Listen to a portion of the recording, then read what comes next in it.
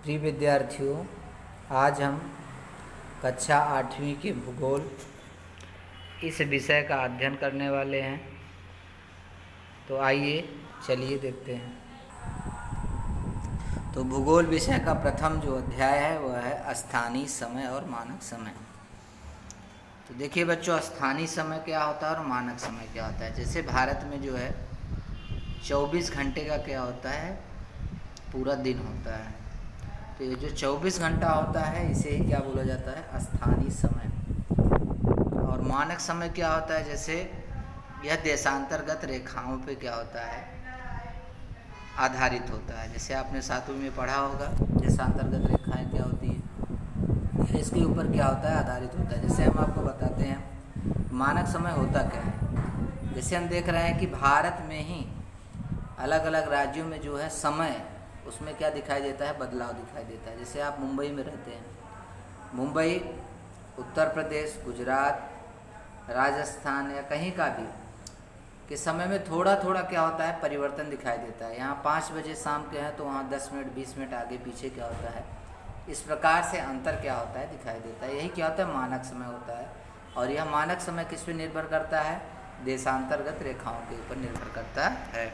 तो यही होते हैं स्थानीय समय और मानक समय। तो बच्चों और डिटेल्स से जो है विस्तार से जानकारी हम आपको आगे बता रहे हैं। आइए पाठ पे आ जाइए। भौगोलिक स्पष्टीकरण देखिए, इसमें दिया है दैनंदिनी कार्य का। हम सुबह जो है प्रतिदिन जो भी करते हैं, दांत मांजना, स्नान करना, नाश्ता, विद्यालय जाना, कक्षा में अध्ययन करना, फिर घर वापस आना, शाम को मैदान में खेलना, रात में भोजन करते हैं, फिर दांत साफ करके क्या करते हैं, दिन भर ऐसी गतिविधियाँ निरंतर यानी हर प्रतिदिन हम करते हैं। तो हमारी दिनचर्या को ध्यान में रखते हुए प्रत्येक गतिविधि का समय तय करने की आवश्यकता होती है और हमको करना भी चाहिए। प्राचीन काल में काल मापन, काल यानी समय को मापने के लिए लोग विभिन्न प्राकृतिक घटनाओं और साधनों की सहायता लेते थे। निरीक्षण और अनुभव के आधार पर वे दिन का विभाजन करते थे। सूर्योदय से लेकर सूर्यास्त तक की समयावधि दिनमान होता था, यानी उसे पूरा दिन बोला जाता था। यानी सूर्योदय होने से बाद सूर्यास्त से पूरा दिन इसे कहते थे। सूर्यास्त से लेकर के अगले सूर्योदय तक की समयावधि को रात्रिमान कहा जाता था, यानी रात कहा जाता था। तो एक सूर्योदय से लेकर अगले सूर्योदय तक की कालावधि एक पूर्ण दिवस कहलाए। यानी सूर्योदय हुआ, फिर कल सूर्योदय हुआ, यही पूरा क्या होता है, एक दिन कहलाता था। दिवस यानी दिन। तो पहले प्राकृतिक घटनाओं अथवा जल घड़ी, बालू की घड़ी इत्यादि साधनों का उपयोग कर समय बताया जाता था। तो पृथ्वी के परिभ्रमण हेतु 24 घंटे अर्थात एक दिन लगते हैं। कितने लगते हैं, एक दिन लगते हैं का समय लगता है। तो जिस और सूर्योदय होता है हम उसे पूर्व दिशा मानते हैं। जैसे आपको मालूम है, इसका अर्थ है कि पृथ्वी अपनी ओर पश्चिम से पूर्व की ओर घूमती है। कहाँ से, पश्चिम से पूर्व की ओर घूमती है। तो पृथ्वी के परिभ्रमण के परिणाम के कारण ही सूर्योदय, मध्याह्न, सूर्यास्त और मध्य रात्रि का हम अनुभव करते हैं। नहीं, जैसे सूर्योदय क्या होता है, नीचे चित्र में दर्शाया गया, हम आपको बता रहे हैं डिटेल्स से। परिभ्रमण के दौरान पश्चिम की ओर से देशांतर रेखाएं सूर्य के सामने से जाती हैं और पूर्व की ओर रेखाएं धीरे धीरे अंधेरे की ओर बढ़ती हैं। तो जिन देशांतर रेखाओं पर सूर्य का प्रकाश पड़ता है वहाँ सूर्योदय होता है, जिन रेखाओं पर अंधेरा होता है वहाँ सूर्यास्त होता है। तो किसी बस में यात्रा करते समय खिड़की से बाहर देखने पर हमें पेड़, बिजली के खंभे, इमारतें इत्यादि हमारी विरुद्ध दिशा में जाते हुए दिखाई देते हैं। वस्तुतः वे स्थिर होते हैं और हमारी बस आगे जाती रहती है। इस प्रकार पृथ्वी अपने अक्ष पर घूमती है, इसलिए हमें प्रतीत होता है कि सूर्य का स्थान पूर्व से पश्चिम की ओर क्या हो रहा है, प्रतिदिन बदलता रहता है। जैसे गाड़ी हम देखते हैं, गाड़ी पे बैठे रहते हैं, गाड़ी चलती रहती है और जो भी वस्तु हम देखते हैं वो अपने स्थान पे ही रहता है, लेकिन हमको लगता है जैसे वह वस्तु जो है वह चल रहा है। ठीक है, उसी प्रकार से क्या है, पृथ्वी अपने ध्रुव पे परिभ्रमण करती रहती है। सूर्य जो है सूर्योदय से लेकर के मध्याह्न से लेकर के वह सूर्यास्त किस प्रकार से होता है वह धीरे धीरे क्या होती है दिखाई देती रहती है। तो जैसे देखिए इसमें बच्चों बताया गया है कि जहाँ पे क्या होती है सूर्य की रोशनी पड़ती है जिस देशांतर रेखा पे वहाँ सूर्योदय होता है, और जहाँ पे नहीं पड़ती है वहाँ क्या होता है सूर्यास्त यानी रात्रि दिखाई देती है। तो कुछ ऐसे देखिए बच्चों देश होते हैं, जहाँ आपने जीके में पढ़ा होगा जनरल नॉलेज में, बहुत से ऐसे देश हैं भारत में क्या होता है दिन होता है तो वहाँ रात होती है। कारण यही होता है कि वहाँ पे सूर्य की रोशनी क्या होती है उस देशांतर रेखा पे पड़ती नहीं है, इसलिए वहाँ रात दिखाई देता है। यहाँ पड़ती है तो यहाँ क्या दिखाई देता है दिन दिखाई देता है, धूप दिखाई देती है। एग्जाम्पल के लिए देखिए आप यहाँ पे दिया गया है किस प्रकार से सूर्य जो है, जैसे पहले किस प्रकार से दिन भर के परछाई होने वाले परिवर्तन, परछाई से हमको पता चलता था। आज भी लोग पता अनुमान आप लगा लेते हैं, जैसे सूर्य क्या होता है हमारे सर के केंद्र में आ जाता है, सर यानी हेड यानी सर के बीच में आ जाता है तो वह क्या 12 बजते हैं यानी मध्याह्न हो जाता है वह ऐसा। और फिर धीरे धीरे क्या होता है वह पश्चिम की तरफ ढलने लगता है, तो उनको क्या होता है कैसे पता चलता है कि आभास लगा लेते हैं कि इतना समय होने वाला है। तो ऐसे कुछ दिग्दर्शिका थी, दिग्दर्शक सूचक थे जो आपने विज्ञान में पढ़ा होगा, उससे क्या होता है पता चलता था कि अभी कितना बज रहा है, इस प्रकार से अनुमान लगाए जाते थे। तो चलिए आगे देखिए भौगोलिक स्पष्टीकरण।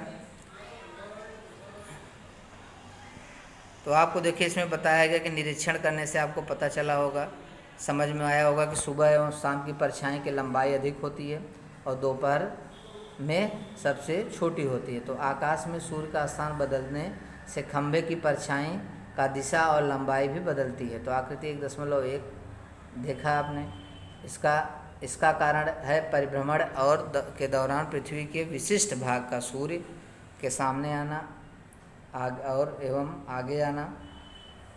और 1.2 देखो यहाँ जो देखिए दिया गया है 1.2 जो बड़ा सा जो चित्र है देखिए आकृति परिभ्रमण एवं सूर्य सापेक्ष स्थिति।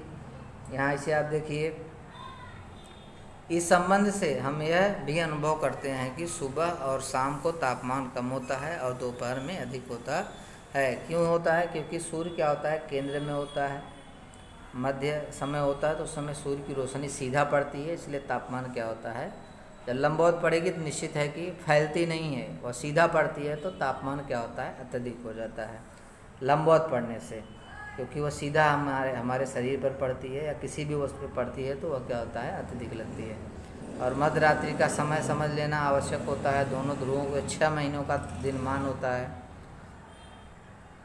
और 6 महीनों का रात्रि मान होता है। तो ध्रुवों पर सूर्योदय एवं सूर्यास्त का समय बताते हुए तारीख बताना आवश्यक होता है। तो सूर्य आसमान में विशिष्ट तारीख पर उदित होने पर, उदित यानी उदय होना, निकलना, क्षितिज पर लगातार चक्कर लगाता दिखता है। इसलिए ध्रुव पर परछाई और परछाई की लंबाई से मध्याह्न समय बताया नहीं जा सकता। तो अलग अलग देशांतर रेखाओं पर सूर्योदय, मध्याह्न और सूर्यास्त का समय अलग अलग होता है। तो मुंबई में जब मध्याह्न होगा तब कोलकाता में नहीं होगा, यानी मध्याह्न यानी वही 12, जैसे वहाँ 12 यहाँ बजा तो जरूरी नहीं कि वहाँ भी 12 बज जाए, अंतर दिखाई देता है। तो मुंबई में पूर्व की देशांतर रेखा पर स्थित होने के कारण वहाँ मध्यमान पहले ही हो चुका होगा। तो धरातल पर किसी एक स्थान पर स्थानीय समय मध्यमान के संदर्भ में निश्चित नहीं किया जाता है। तो अर्थात एक देशांतर रेखा पर स्थानीय समय एक ही होगा। स्थानीय समय का उपयोग यदि सीमित क्षेत्र में करना होगा तो समस्या नहीं आती, पर जब विस्तृत रेखांशीय क्षेत्रों में विस्तृत लोगों को एक दूसरे से संपर्क करने हो तो स्थानीय समय का उपयोग करने से गड़बड़ी होगी। ऐसे में स्थानीय समय का उपयोग करना ठीक नहीं होता है। तो ये हमेशा आपको याद रखना है। देखो यहाँ नीचे दिया गया पृथ्वी को एक परिभ्रमण यानी 360 डिग्री यानी अंश, डिग्री को क्या अंश कहा जाता है, पूर्ण करने के लिए करीब 24 घंटे लगते हैं। तो पृथ्वी 1 घंटे में 360 अंश, इसमें भाग दिया जाए तो 15 अंश अपनी ओर घूमती है, इतने 24 घंटे में। और पृथ्वी को एक अंश घूमने के लिए 60 मिनट भागे 15, तो कितना निकलता है 15 चौका 60, 4 मिनट लगते हैं। कितने मिनट लगते हैं? 4 मिनट। एक अंश की दूरी पर स्थित देशांतर रेखाओं के स्थानीय समय में 4 मिनटों का अंतर होता है। एक अंश की दूरी पर स्थित देशांतर रेखाओं के स्थानीय समय में कितना अंतर होता है? 4 मिनट का अंतर दिखाई देता है। जैसे मुंबई और अगर कोलकाता का जैसे ऊपर दिया गया है तो इतना, यानी लगभग अंतर। अगर कितना होता है? एक अंश की दूरी होगी, केवल 1 डिग्री की दूरी होगी तो कितना अंतर दिखाई देगा? 4 मिनट का। 4 मिनट समय का क्या दिखाई देता है? अंतर दिखाई देता है। तो बच्चों देखिए, यहाँ करके देखने के लिए दिया है, इसे आपको अपने बुक में इसे पढ़िए और समझिए। हमने आपको बताया भी आगे किस प्रकार से क्या होते हैं, ये अंतर होते हैं। तो आगे मानचित्र है, इसे आपको देखना है और थोड़ा समझना है।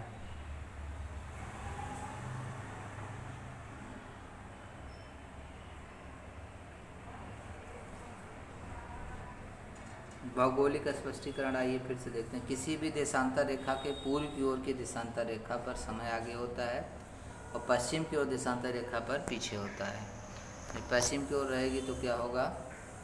वहाँ समय पीछे रहेगा कुछ मिनट तक, और पूर्व की ओर रहेगा तो वहाँ क्या होगा? अत्यधिक होगा, अधिक होगा। जैसे जैसे दो देशांतर रेखाओं के बीच की दूरी बढ़ती जाती है वैसे वैसे स्थानीय समय के बीच का अंतर भी बढ़ता चला जाता है। तो किन्हीं दो स्थानों के बीच के रेखांशी अंशात्मक अंतर को 4 मिनटों से गुणा करने पर स्थानों का स्थानीय समय में अंतर पता चल जाता है।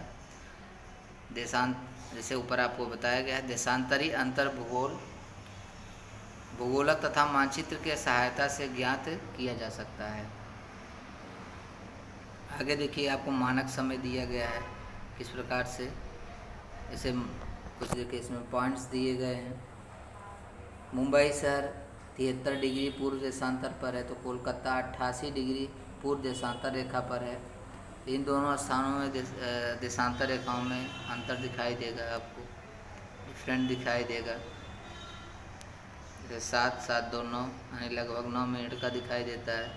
इस प्रकार से होता है।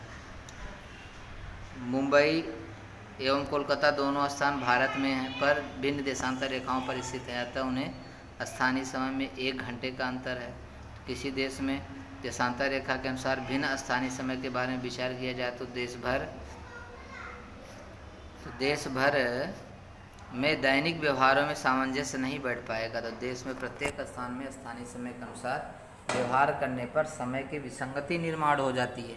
इसलिए देश में के मध्य से जाने वाली देशांतर रेखाओं का स्थानीय समय प्रमाणित मान लिया जाता है, उसे ही देश का मानक समय मान लिया जाता है।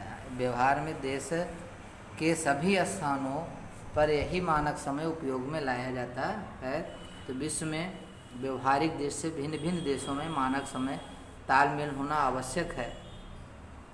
इसके लिए विश्व में 24 काल विभाग किए गए हैं। काल यानी घंटा। इन काल विभागों की रचना प्रधान देशांतर्गत रेखा के अनुसार की गई है। सामान्यतः 1-2 घंटे के अंतर वाले देश में एक ही मानक समय होता है, किंतु उसमें अधिक रेखांशी पूर्व पश्चिम विस्तार होने पर भी एक मानक समय सुविधाजनक नहीं होता। इसलिए ऐसे प्रदेशों में एक से अधिक मानक समय तय किए जाते हैं। जैसे भारतीय मानक समय दिया है। भारत का मानक समय मिर्ज़ापुर शहर से गुजरने वाले 82 डिग्री 30 अक्षांश पूर्व देशांतर रेखा के अनुसार निश्चित किया गया है। यह देशांतर रेखा भारत के रेखांशी विस्तार के संदर्भ में देश के मध्य में भाग में है।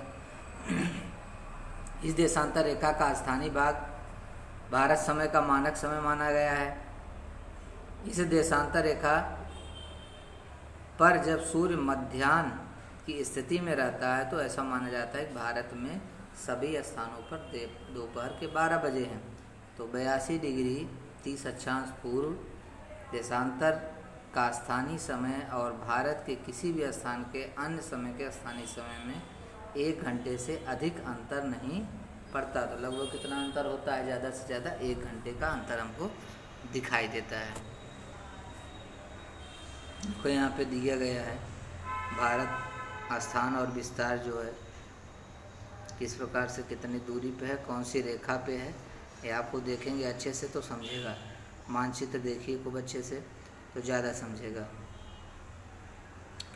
अंतर्राष्ट्रीय मानक समय देखिए दिया गया है। अंतर्राष्ट्रीय व्यवहारों के लिए अंतर्राष्ट्रीय मानक समय 0 डिग्री देशांतर रेखा इंग्लैंड के ग्रीनविच का स्थानीय समय GMT जिसे बोला जाता है स्थान में रखा गया है।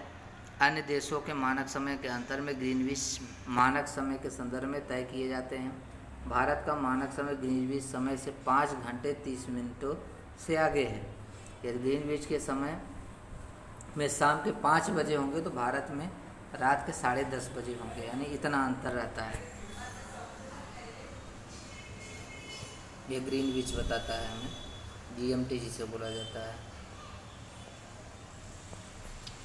आगे देखिए, ये आपको जो लोगो दिया है आपको याद रखना है, नेशनल फिजिकल लेबोरेटरी। ये आ सकता है तो इसे आपको ध्यान में रखना है। तो इस प्रकार से क्या होता है, अंतर दिखाई देता है। कुछ स्थान है उसके बारे में दिया गया है। वेधशाला है, जंतर मंतर, खगोलीय वेधशाला, इसे आप अच्छे तरीके से पढ़िए। जो नहीं समझ में आता है उससे आगे जाके पूछिए। आगे स्वाध्याय दिया है बच्चों, ये स्वाध्याय आपको पूर्ण करने हैं। जो भी इसमें समस्या आती है उसे आप बताइए, उसे सुलझाया जाएगा। आज के लिए इतना ही बच्चों, धन्यवाद।